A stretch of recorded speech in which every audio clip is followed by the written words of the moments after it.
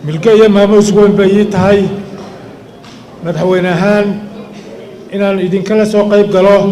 xafladda lagu daafurayo bilowga sahaaminta shidaalka dalka. mashruuca sahaaminta shidaalku wuxuu si rasmi uga bilaabay gobolka Sanaar iyo Togdheer, waxaa lagu gudbi doonaa gobollada Daadbareed, Maroodijeex, Hawd iyo Sanaag. anigoo munaasabadan ka faa'iidaysanaya waxaan jecelahay halkan uga mahad celiyo dhammaan bulshada ku dhaqan gobollada howlgalladu ka socdaan sida diirar ay u soo dhaweeyeen. si gaar ah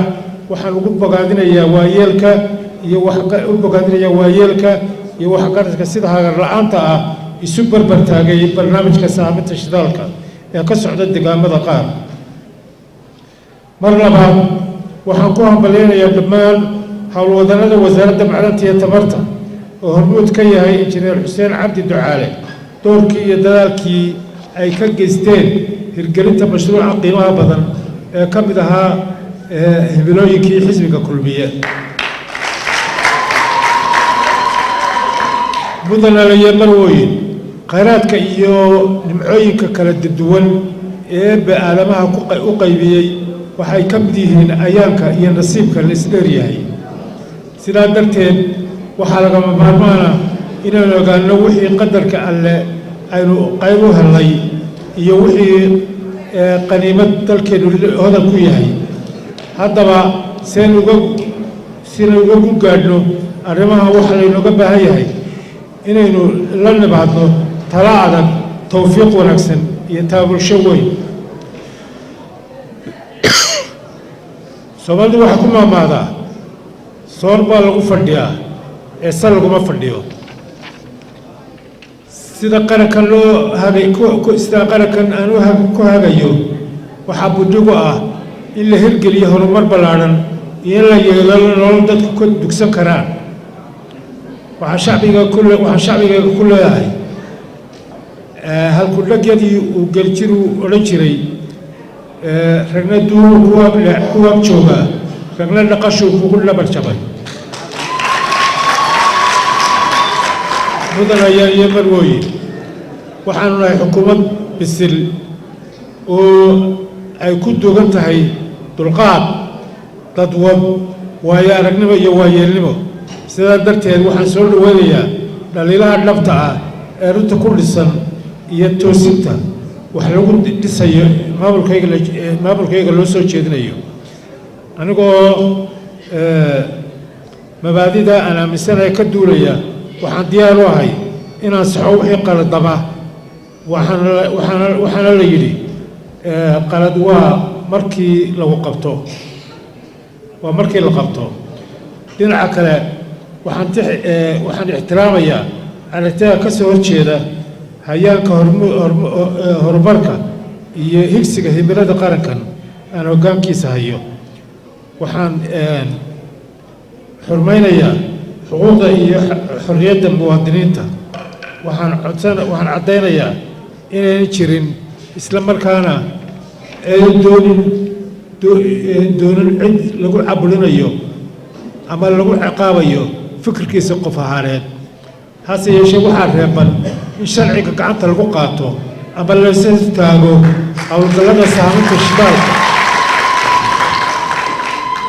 taago howlgallada sahaaminta shidaalka iyo mashaariicda kale horumarka ama maalgashiga ee dalka usoo hor yeeshay. waxaan u digayaa cid kasta oo isku dayda inay abaabusho khalkhal iyo rabshado lagu waxyeeleynayo amniga, nabadgelyada iyo midnimada ummadda jamhuuriyadda Somaliland. waxaan si cadceed oo caddeynayaa in dowladda aan u dulqaadan doonin dibindaabyada dalka iyo dembiyada abaabulan ee qaranka lagu duminayo. arrintani waxay ka mid tahay xilka iyo waajibaadka saaran madaxweyne ahaan ee la ii doortay. sidaa darteed far waaweyn oo aan gabasho lahayn baan kuu qorayaa. mudanayaal iyo marwooyin, sida la wada socono dib u dhac ayaa ku yimid doorashooyinkii madaxtooyada inoo qorshaysnayd 28 bishii saddexaad 2017 oo maanta ay naga xigto 2 casho xaqiiqdii aad baan uga xumahay dib u dhaca ku yimid doorashooyinka madaxtooyada golaha wakiilada iyo golayaasha deegaanka madaxweyne ahaan ma jiro cid iga jeclayd in doorashadu qabsato xilligii loogu talagalay ciise iimahayo xigmadna uma arko inaan kursiga sii fadhiyo waqti ka baxsan muddadii xilaalkii lay doortay isla markaana muddo kordhin marba la ii sameeyo mansabkan aan qaranka u hayaa waxaan ku imid si maamuus leh waxaana jecel inaan kaga tago si sharaf iyo xaraga leh waxaan shacbigayga u caddaynayaa in arrintan aadan ku iman xeelad siyaasadeed iyo xukuumaddeeda oo ka dambaysay dib u dhacna waxaa keenay abaarta ba'an ee nagu habsatay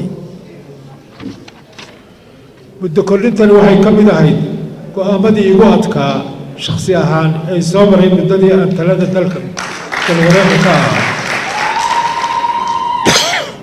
sidoo kale waxay ka mid tahay arrimaha culus ee marar badan ka fakiray tan iyo intii aan hana qaaday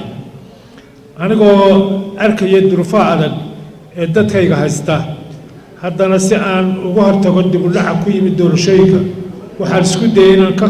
qanciyo madaxda xisbiyada qaranka in la isku maareeyo gurmadka abaaraha iyo qaybinta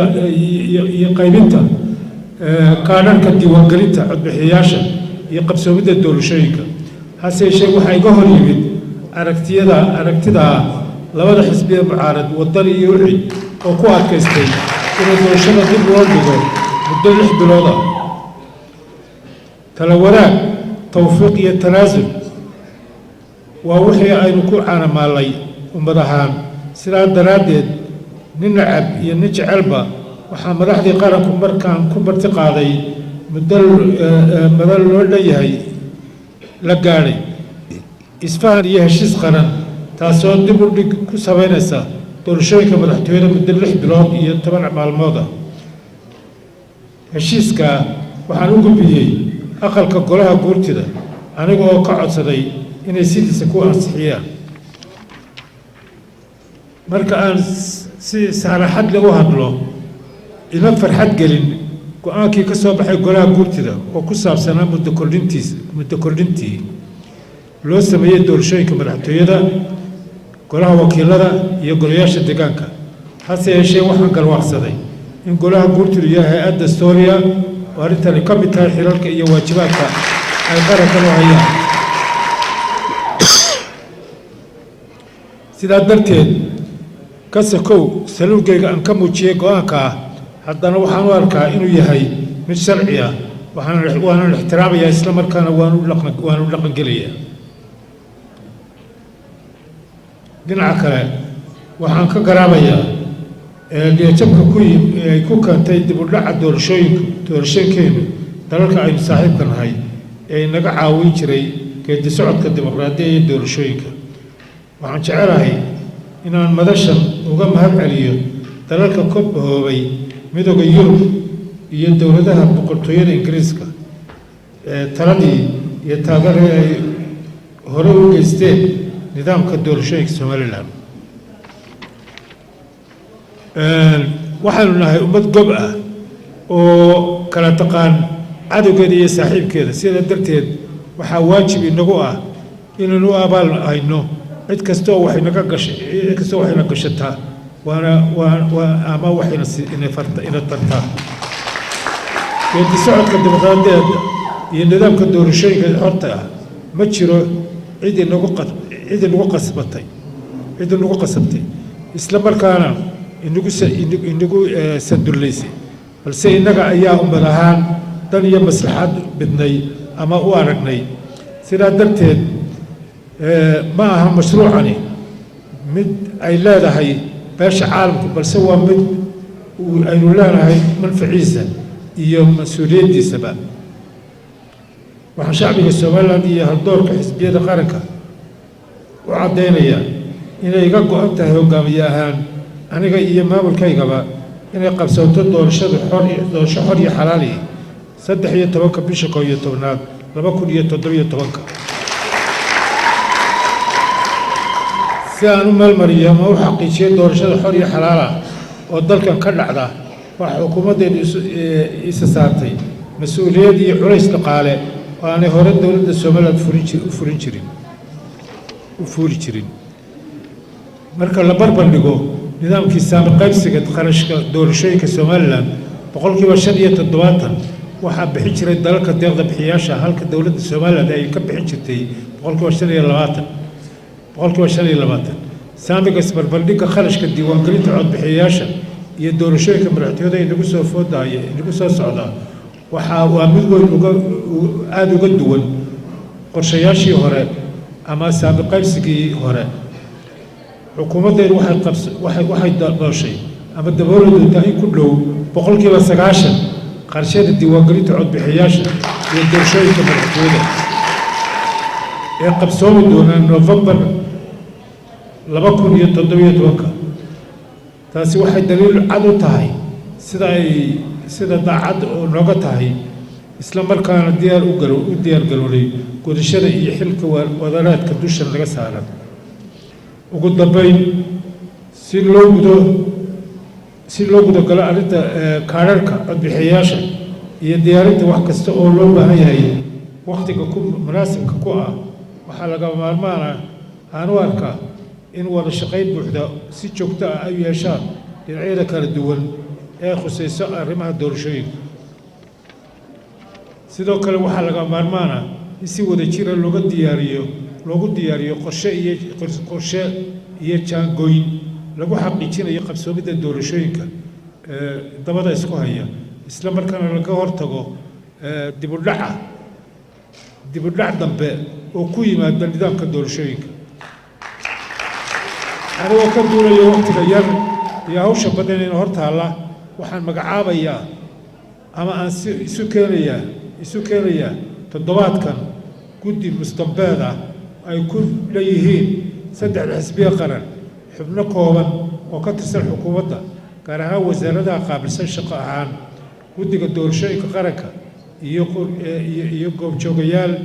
ama wakiillo ka soo jeeda deegaamada deeq-bixiyayaasha ama dalalka inaga taageera nidaamka doorashooyinka waxaan farayaa guddiga cusub mustambeedka ah ee toddobaadkan isu iman doona inay